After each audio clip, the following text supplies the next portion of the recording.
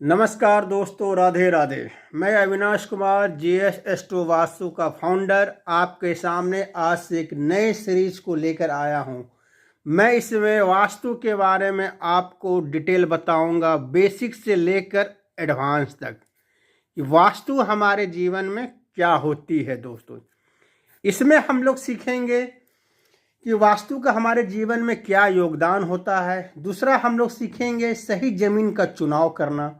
साथ में तीसरा सीखेंगे हम लोग हमारे प्लॉट की डिग्री कैसे ली जाती है, वो इसमें हम लोग जानेंगे। साथ में हम लोग प्लॉट की साइज कहीं से भी छोटा बड़ा होना, ये हम लोग सीखेंगे दोस्तों। और उसके साथ साथ प्लॉट के 16 जोनों के बारे में हम लोग चर्चा करेंगे। साथ ही साथ 36 जो प्रवेश द्वार होते हैं, 32 जो प्रवेश द्वार होते हैं, उसके बारे में हम लोग चर्चा करेंगे। उसके बाद हम लोग किचन और टॉयलेट का वास्तु में क्या उपयोग होता है, साथ में रेमेडीज के बारे में बात करेंगे। उसके बाद बेडरूम, ड्राइंग रूम कहाँ होनी चाहिए विथ रेमेडीज के साथ हम लोग इसमें डिस्कस करेंगे, इस क्लास में डिस्कस करेंगे। उसके बाद जो कोर्स आएंगे, मंदिर और सीढ़ियों के बारे में वास्तु का क्या उपयोग होता है और क्या रेमेडीज होता है। फिर उसके बाद हम लोग घर की ढलान और कौन सा सामान कहाँ होना चाहिए, ये इस कोर्स में जानेंगे। साथ में उसके बाद हम लोग जानेंगे जियोपैथिक स्ट्रेस। उसके बाद हम लोग वास्तु में कौन कौन से इंपॉर्टेंट सॉफ्टवेयर होते हैं, उसके बारे में भी हम लोग इस कोर्स में चर्चा करेंगे दोस्तों। उसके बाद हम लोग दुकान की वास्तु के बारे में बात करेंगे। साथ ही जमीन की एनर्जी को कैसे हम लोग बढ़ा सकते हैं, इसके बारे में भी हम लोग इस कोर्स में चर्चा करेंगे। और तो और साथ में हम लोग पेंडुलम और एल रोड का यूज कैसे करते हैं वास्तु में, इसके बारे में हम लोग जानेंगे। और बीच बीच में मैं आपको केस स्टडी के बारे में भी चर्चा करूंगा, आपको बताऊंगा कैसे केस स्टडी को देखा जाता है। और लास्ट में जो 3-4 दिन का जो क्लास होंगे, 3-4 जो वीडियोज आएंगे, वो हमारे 45 देवता का आएंगे, उसके उपाय के बारे में आएंगे, उसकी रेमेडीज के बारे में आएंगे, और उसके क्या क्या एट्रीब्यूट्स होते हैं ये हम लोग जानेंगे। सबसे पहले हम लोग चालू करते हैं वास्तु। आखिर हमारे जीवन में वास्तु का इतना महत्व क्यों है? वास्तु का मतलब क्या होता है? इस पृथ्वी पर जो भी आपको समान रूप से अनुकूल के साथ निवास बनाने की जो विद्या है, उसे हम लोग वास्तु विद्या कहते हैं। हमारे वास्तु ग्रंथ सम्रान सूत्रधार में भी कहा गया है जो पृथ्वी है वो मुख्यतः वास्तु है। इस पर जो भी पृथ्वी पर जो भी उत्पन्न होते हैं जीव जंतु, पेड़ पक्षी, इंसान, उनके निवास हेतु जो भी हमारे घर होते हैं, भवन होते हैं, जो भी होते बनाए जाते हैं, वो भी वास्तु ही कहे जाते हैं दोस्तों। वास्तु विद्या को ही हम लोग वास्तु शास्त्र कहते हैं, शिल्प शास्त्र कहते हैं, तथा स्थापत्य वेद भी कहते हैं। अंग्रेजी में इसे आर्किटेक्चर कहा जाता है। ये आर्किटेक्चर का शब्द कहाँ से आया दोस्तों? ये आर्किटेक्चर का शब्द आज से 16वीं शताब्दी में लैटिन भाषा में इसे आर्किटेक्टुरा शब्द से लिया जाता था, जो वास्तव में संस्कृत में उसे कहा जाता था दोस्तों आर्की दक्ष तौर्य। ठीक है, इसको यदि आप संधि विच्छेद करोगे तो ये बनेगा आपको आर्की प्लस, आप लिख सकते हो दक्ष प्लस तौर्य। यहाँ तौड़ क्या मतलब क्या होता है? तौड़ क्या मतलब होता है? कला, विद्या, शिल्प। दक्ष का क्या मतलब होता है? चतुरता। ठीक है, और आर्की का अर्थ होता है सूर्य पुत्र मनु से होता है। इस शब्द का प्रयोग देव शिल्पी अर्थात विश्वकर्मा के लिए भी होता है, जिन्होंने सूर्य को काट छांट कर छोटा तथा सुंदर बना दिया था, जिससे उसकी जो उग्रता होती है, जो उसका जो टेम्परेचर होता है, उसको बहुत कम कर दिया गया था, जिसके कारण से सूर्य की जो गर्मी हमारे पृथ्वीवासियों पर जब पड़े तो वो उसे सहन करने योग्य हो सके। इस प्रकार से जिस विद्या का प्रचार मनु के द्वारा मानव कल्याण के लिए सूर्य की ऊर्जा का समुचित उपयोग करते हुए मानव को पृथ्वी पर बसने के लिए किया गया, उसे ही आर्किदक्षतौड़ी कहा जाता है, अर्थात विविस्वान मनु की दक्षता ही विद्या कहा गया है। इसी शब्द को घीस पीट कर लैटिन और अंग्रेजी में आर्किटेक्चर कहा जाता है। हमारे वास्तु, आप लोग भली भांति जानते हैं कि जो हमारा जो वास्तु शास्त्र है वो सदियों पुराना है। हमारे वेदों में, हमारे पुराणों में इसका उल्लेख मिलता है। यदि हम लोग वेदों की बात करें तो संसार के जो सबसे प्राचीन ग्रंथ है वो ऋग्वेद है, और ऋग्वेद में गृह को क्या कहा गया? वैशम कहा गया है। वैशम का मतलब होता है घर, मकान। घर की प्राप्ति पुण्यों को फलस्वरूप होते हैं, यह बात भी कही गई है। इसी प्रकार आपको वास्तुपति का भी उल्लेख किया गया। वास्तुपति मतलब घर के मालिक। हमारे ऋग्वेद में कहा गया है कि जो घर के जो मालिक होते हैं स्वास्थ्यवर्धक गृह के लिए और उन्नतिशील घर प्राप्त करने के लिए उन्हें प्रार्थना करनी पड़ती है। यह कहा गया है हमारे ऋग्वेद में। जो सबसे प्राचीन हमारी जो वेद है वो ऋग्वेद कहलाती है। उसी प्रकार यदि आप देखोगे दोस्तों तो अर्थवेद में भी एक स्थान पर गृह के, घर के भीतर रहने वाले दो देवों अग्नि तथा विष्णु से घर को रत्न एवं धन से पूर्ण समृद्ध करने की प्रार्थना करते हुए कहा गया है। तो इसका मतलब हो गया कि हमारे वास्तु को ऋग्वेद में भी कहा गया है और अर्थवेद में भी कहा गया है दोस्तों। इसी प्रकार यदि हम लोग श्रीमद् भागवत महापुराण की बात करते हैं दोस्तों, या पुराणों की बात करते हैं, तो पुराणों में भी अग्नि पुराण, मत्स्य पुराण, नारद पुराण आदि में जो भवन निर्माण की जो विद्या होती है, जो वास्तुशास्त्र की जो विद्या होती है, वो बड़ी ही सूक्ष्मता और स्पष्ट वर्णित है। इस प्रकार अत्यंत प्राचीन काल से ही भारत में वास्तुशास्त्र का ज्ञान प्रचलित रहा है। यदि हम लोग अग्नि पुराण में बात करें तो हमारे जो राजभवन, राजमहल, देवालय, देव मंदिर के विषय में बताते हुए कहा गया है कि सर्वप्रथम जो राजभवन या राजमहल होते हैं, ठीक ना, उसके निर्माण के लिए सबसे पहले जमीन की परीक्षा करनी चाहिए। जहां की मिट्टी का रंग श्वेत है और उसकी जो सुगंध है घी जैसी आती हो, तो वह भूमि जो होती है वह जमीन ब्राह्मण के लिए अति उत्तम होती है। उसी प्रकार हमारे अग्नि पुराण में कहा गया है कि जिस जमीन की जो रंग होती है यदि वो लाल है और उसकी जो सुगंध होती है रक्त जैसी होती है, वो हमारे क्षत्रियों के लिए बहुत ही अच्छी कहलाती है। उसी प्रकार वैश्य के लिए नीली और सुगंध युक्त मिट्टी वाली जो जमीन होती है कही गई है, और क्षुद्र के लिए काली और मदिरा जैसी गंध वाली मिट्टी क्षुद्र के लिए बहुत अच्छी कही गई है दोस्तों। उसी प्रकार हमारे अग्नि पुराण में जो भूमि के बारे में बताया गया कि हमारे पूर्व, हमारे ईशान कोण, हमारे उत्तर यदि नीचे हैं और बाकी सारे ऊंचे हैं तो वो जमीन बहुत ही अच्छी मानी जाती है। साथ ही साथ हमारे अग्नि पुराण में ये भी कहा गया है कि यदि हमारे मध्य में ऊंचा हो और चारों तरफ नीचा हो तो वो जमीन भी अच्छी कही गई है। और तो और इसका परीक्षण भी हमारे अग्नि पुराण में बताया गया है कि आप यदि कोई जमीन लेते हैं, उसे एक हाथ गड्ढा कर दें और मिट्टी निकाल के फिर से उस मिट्टी को भरे, यदि मिट्टी बच जाती तो वो जमीन बहुत ही उत्तम है। उसी प्रकार यदि गड्ढे में यदि आप पानी डाल देते हैं तो पानी कितनी जल्दी वो जमीन सोखती है उस पर भी डिपेंड करता है कि जमीन कैसी है।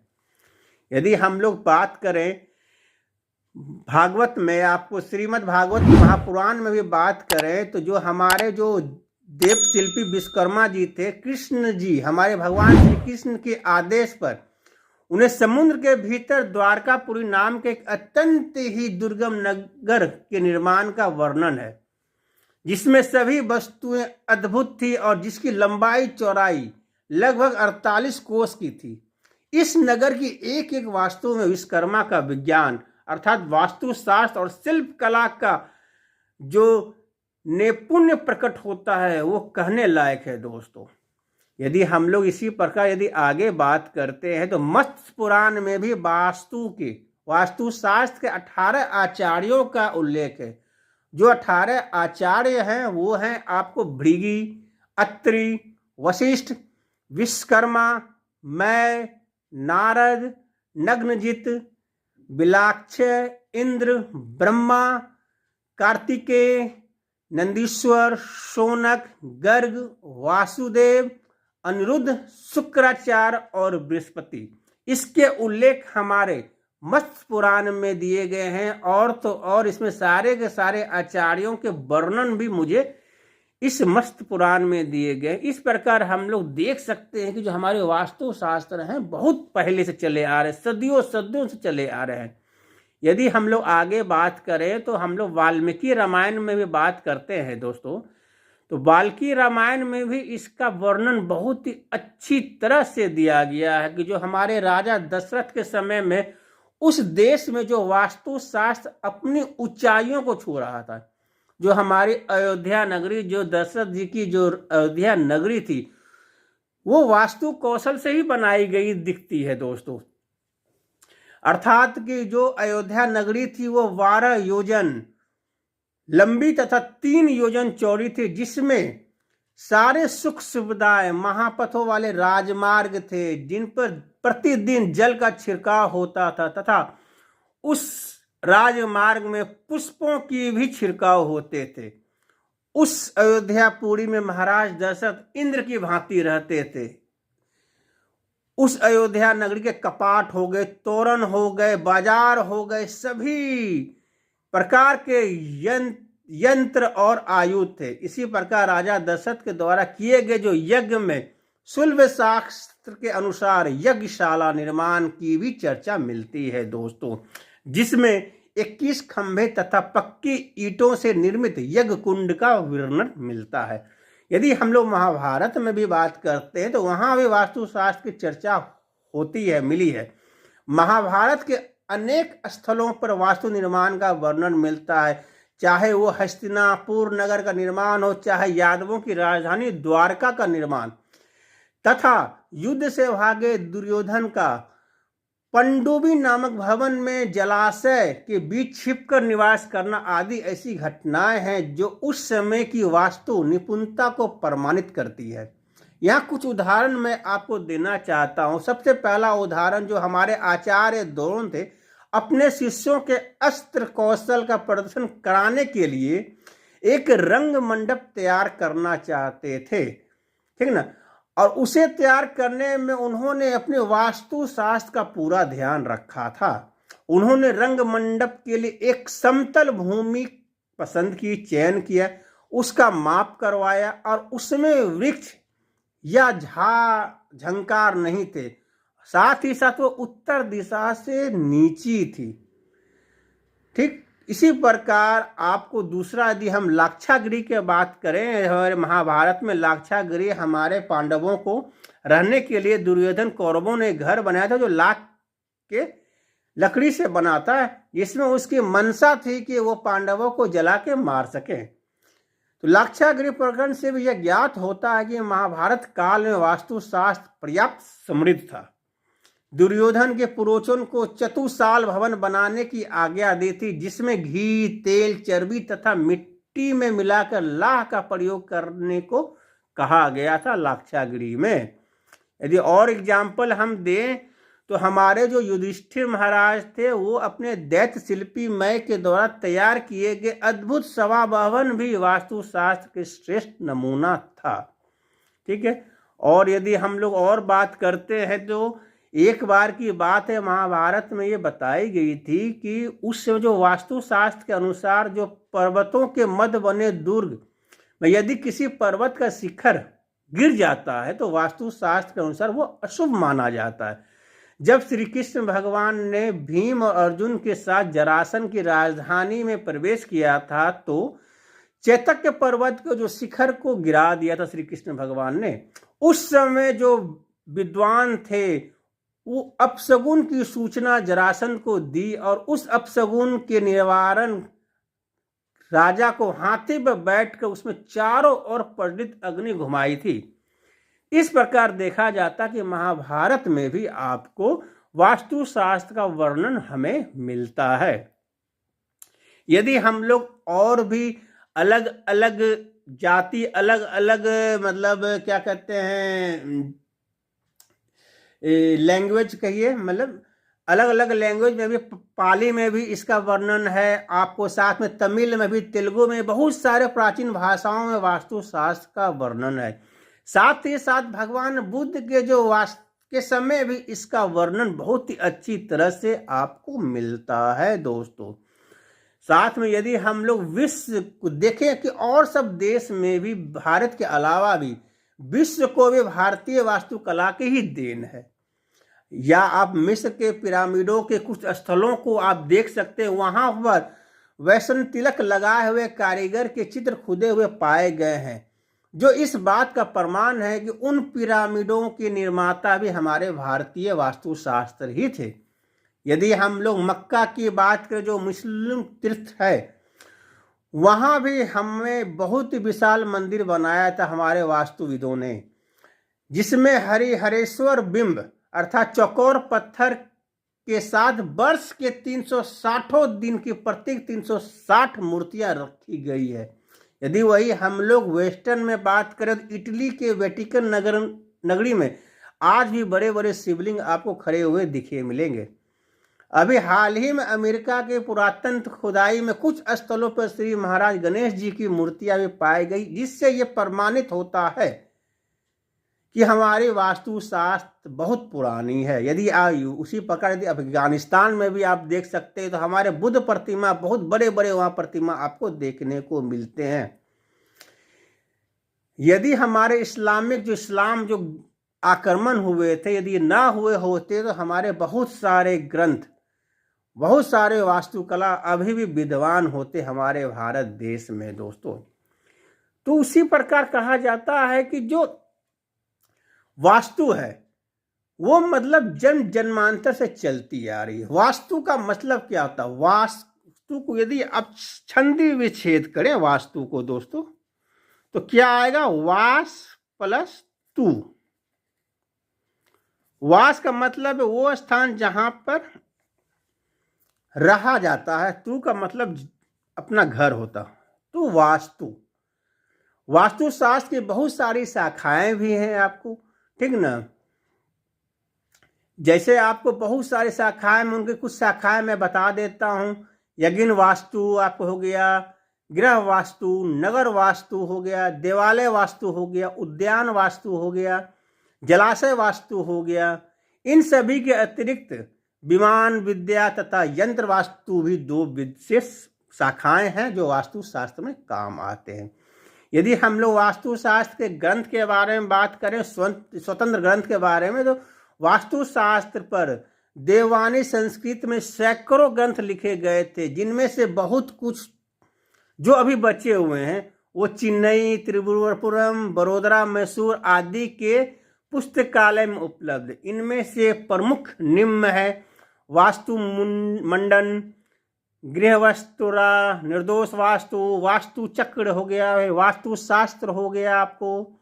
उसके बाद आप वास्तु मंजरी, वास्तुअधिकार, मान विज्ञान, प्रसाद निर्णय, कुमार वास्तु, आयादी लक्षण, वास्तु विधि, वास्तु रत्नावली, वास्तु पद्धति, वास्तु तिलक, वास्तु शौक खम्य, वास्तु विद्यापति, विश्वकर्म प्रकाश, यमतम, मानसार तथा वास्तु सूत्र आदि उपनिषद अभी भी हमारे यहाँ विद्यमान है, जो आप लोग उसे अच्छी तरह से पढ़ सकते हैं। तो ये हो गया आज के दोस्तों वास्तु कि वास्तु जीवन का हमारे जीवन में क्या योगदान होता है। वास्तु 3 प्रकार के होते हैं। सबसे पहला होता है दोस्तों वैदिक वास्तु, जो अभी मैंने चर्चा किया आपको। दूसरा होता है आपको मॉडर्न वास्तु, और तीसरा हो गया आपको महावास्तु।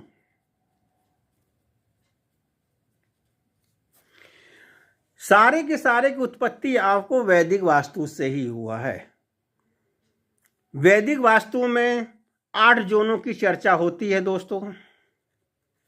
उसके बाद महावास्तु आए, मॉडर्न वास्तु आए, इसने 8 जोनों को 16 जोनों में कन्वर्ट कर दिया। मॉडर्न वास्तु वाले 16 जोनों के बारे में चर्चा करते हैं, और महावास्तु वाले 16 जोन के साथ साथ ये 32 इंट्रेंस की भी बात करते हैं। हमारे वैदिक में 8 जोन हुआ करते थे दोस्तों। अभी भी कुछ लोग जो वैदिक करते हैं वो 8 जोन पर ही चर्चा करते हैं।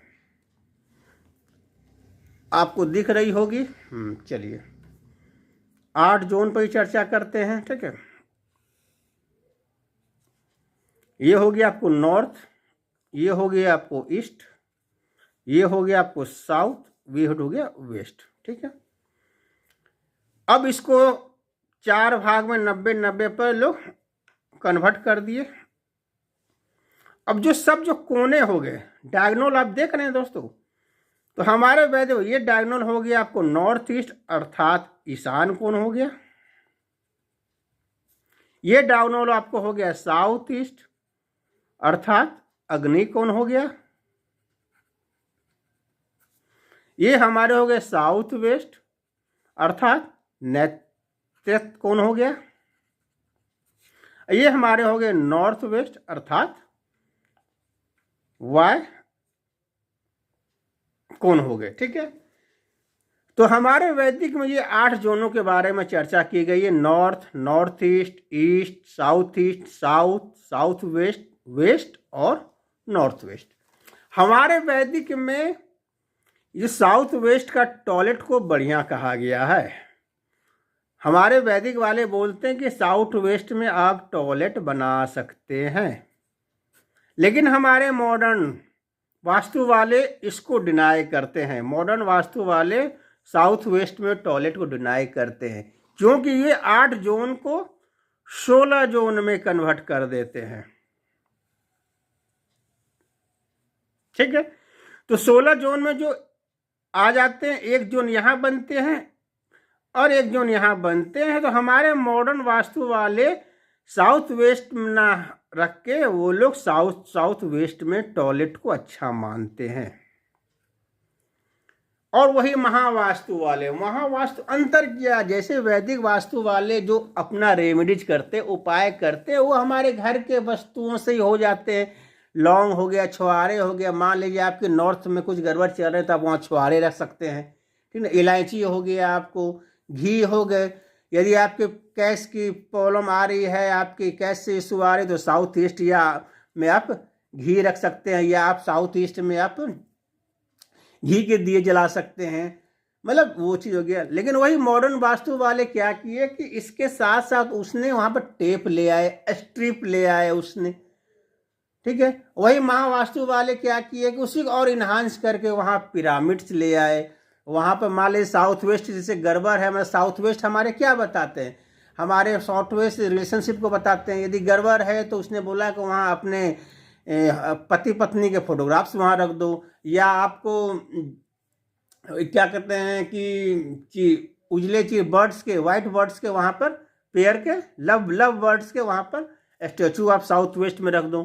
तो ये मतलब उसने अपना बना लिया, और उस कुछ रेमेडीज को इन्हांस करते हुए अपना नाम उसने दे दिया। इस प्रकार वास्तु आजकल 3 भाग में बटा हुआ है। वैदिक वास्तु, मॉडर्न वास्तु और महावास्तु, तीनों के तीनों हमारे वेद से ही आए हैं, ऋग्वेद से ही आए हुए हैं तीनों के तीनों। अब मेन जो प्राचीन जो वास्तु होती है वो हमारी वैदिक वास्तु ही है दोस्तों।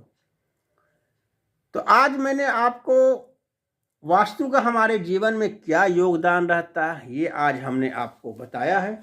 अब जब हम अगली वीडियो जब आपके सामने लाएंगे तो हम लोग बात करेंगे सही जमीन का चुनाव हम लोग किस प्रकार करते हैं, उसके बारे में हम लोग डिस्कशन करेंगे। तो दोस्तों, यदि आप लोग भी हमसे जुड़ना चाहते हैं, यदि आप मुझसे सीखना चाहते हैं, तो आप हमारे इस नंबर पर मुझसे कंसल्ट कर सकते हैं, या किसी प्रकार की यदि वास्तु से रिलेटेड कुछ भी आपको कंसल्टेशन लेना है तो आप मुझसे संपर्क कर सकते हैं। राधे राधे, नमस्कार दोस्तों।